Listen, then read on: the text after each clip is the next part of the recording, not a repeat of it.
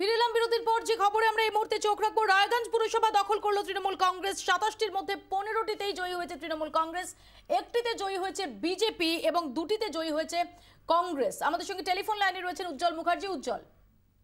হ্যাঁ দেখো মৌপিয়া, এখনো পর্যন্ত যা ভোটের ফল তাতে আমরা দেখতে পাচ্ছি প্রায় 20টার মতন আসনের রেজাল্ট বেরিয়ে গেছে এবং 20টার মধ্যে দুটো হচ্ছে কংগ্রেসের দখলে রয়েছে, একটা বিজেপির দখলে রয়েছে এবং বাকি যে 17টা আসন সেই 17টা আসনেই জয়ী হয়েছে তৃণমূল কংগ্রেস।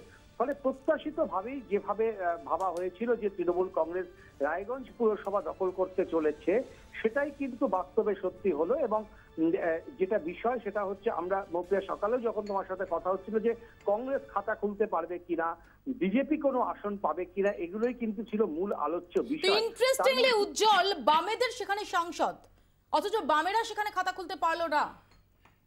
হ্যাঁ মৌপিয়া, বামেরা এখানে মাত্র 7টা আসনে প্রতিদ্বন্দ্বিতা করেছিল এবং জোট কিন্তু জোটবদ্ধভাবেই কিন্তু তারা নির্বাচনে লড়াই করেছিল। যে দুটো আসনে কংগ্রেস জিতলো সেখানে কিন্তু মানে বাম সমর্থিত কংগ্রেস প্রার্থী, অবশ্যই কারণ জোট হিসেবে তারা লড়াই করেছে, কিন্তু নির্দিষ্টভাবে বাম প্রার্থী এখন অবধি ওই 7টা ওয়ার্ডের একটাতেও জিততে পারলেন না। না, একটা ওয়ার্ডেও বাম প্রার্থী জিততে পারেননি এবং একটা ওয়ার্ডের যে ফল আমাদের কাছে এসেছে যেখানে সিপিএম এর প্রার্থী ছিল, সেখানে আমরা দেখতে পাচ্ছি 2222টা ভোট পেয়েছে তৃণমূল কংগ্রেস এবং 3টে বুথ মিলে 56টা ভোট পেয়েছে সিপিএম এর প্রার্থী। ফলে ভোটের ফল থেকে স্পষ্ট যে সিপিএম কিন্তু অনেকটাই পিছিয়ে, অথবা ধন্যবাদ উজ্জ্বল মুখার্জি আমাদের সঙ্গে এতক্ষণ টেলিফোনে কথা বলেন। আমরা পূজালির খবরে চোখ রাখবো, কারণ পূজালিও দখল করলো তৃণমূল কংগ্রেস। আমরা যেটা জানতে পারছি যে পূজালি দখল করেছে তৃণমূল কংগ্রেস এবং পূজালি পুরসভায় আপনাদের আগেই জানিয়েছিলাম যে সেখানে তৃণমূল কংগ্রেস অনেকটাই এগিয়ে গিয়েছিল। অবশেষে পূজালির দখল নিল তৃণমূল কংগ্রেস। পূজালির 16টা ওয়ার্ডের মধ্যে 9টি ওয়ার্ডেই জয়ী হয়েছে তৃণমূল কংগ্রেস। শ্রেয়সী গাঙ্গুলি আমাদের সঙ্গে টেলিফোন লাইনে রয়েছেন। শ্রেয়সী, দেখো, গণনা শুরুর 1 ঘন্টারও কিছু কম সময়ের মধ্যেই কিন্তু ইতিমধ্যেই পূজালি যে দখল তৃণমূল কংগ্রেস ছিল সেটা পরিষ্কার হয়ে গেল।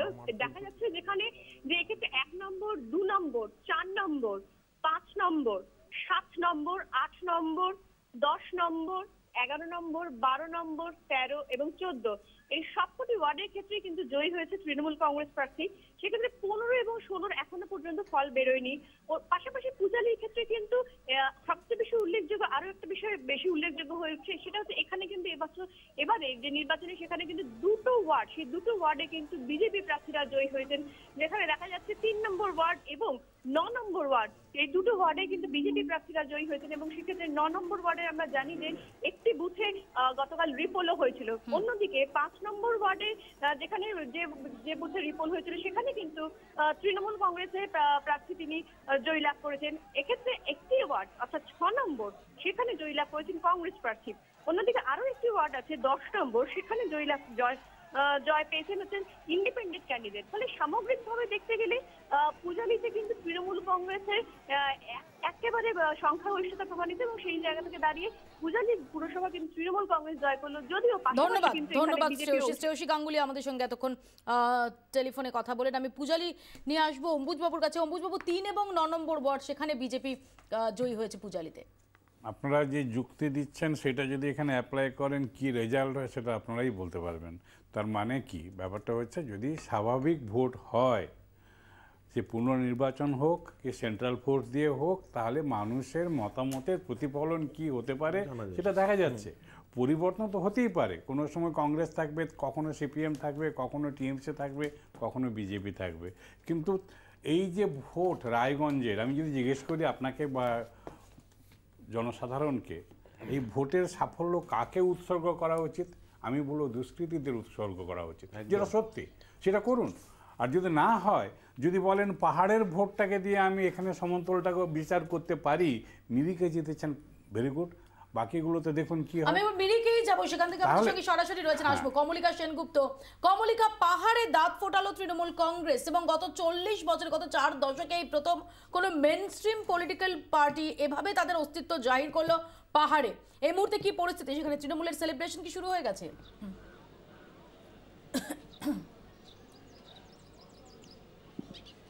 দেখো মৌপিয়া, যেহেতু পাহাড়ে এই প্রথমবার ভোট যেরকম বলা হচ্ছিল, সেহেতু এখন অবধি কিন্তু তৃণমূল কংগ্রেস নিজেদের ফিঙ্গার্স ক্রস রাখছে।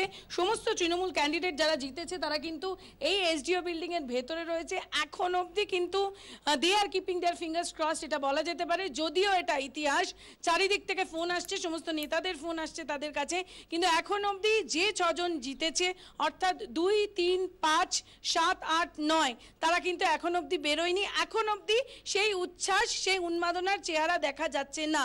তৃণমূল কংগ্রেস যেটা টার্গেট করেছিল 2011 থেকে, যে হ্যাঁ তারা পাহাড়ে উঠবে, তারা পাহাড়ে নিজেদের একটা জমি তৈরি করবে, সেই দিক থেকে কিছুটা হলেও তৃণমূল কংগ্রেস সফল। 2, মমতা বন্দ্যোপাধ্যায় 2011 থেকে বারবার পাহাড়ে আসা, সেখানে ভোট করা, উন্নয়নের কথা বলা, বন্ধ না হওয়া। কালিম্পংয়ে যে বন্ধ হয়েছিল 2016-তে, তাতেই অনেকটা বোঝা গেছিল যে গোর্খা জনমুক্তি মোর্চার একার যে পাওয়ার, সেই পাওয়ারটা কোথাও ক্ষয় হচ্ছে। সেখান থেকে আমরা দার্জিলিংয়ের যে ট্রেন্ড এখন পাচ্ছি, দার্জিলিংয়ে 7টা সিটে 32টার মধ্যে এখনো গোর্খা জনমুক্তি মোর্চা এগিয়ে রয়েছে।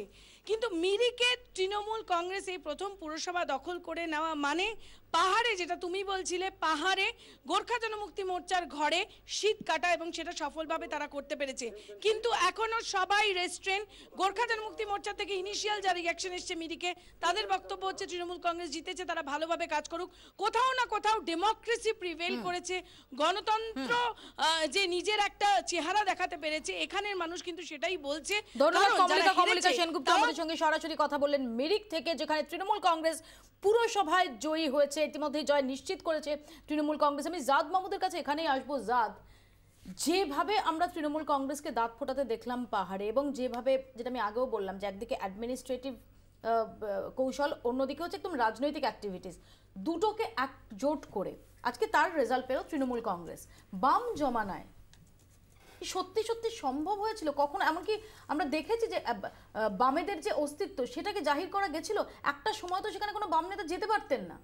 সেটা হচ্ছে একদম শেষের দিকে। একটা সময় তো ছিল যখন ধরুন চা বাগানে প্রচণ্ড শক্তিশালী ট্রেড ইউনিয়ন মুভমেন্ট ছিল। বর্তমান পরিস্থিতিতে আসি, মমতা বন্দ্যোপাধ্যায়ের একটা সাফল্য এইটা যে ওই যে ডেভেলপমেন্ট কাউন্সিলগুলো, ডেভেলপমেন্ট বোর্ডগুলো করা।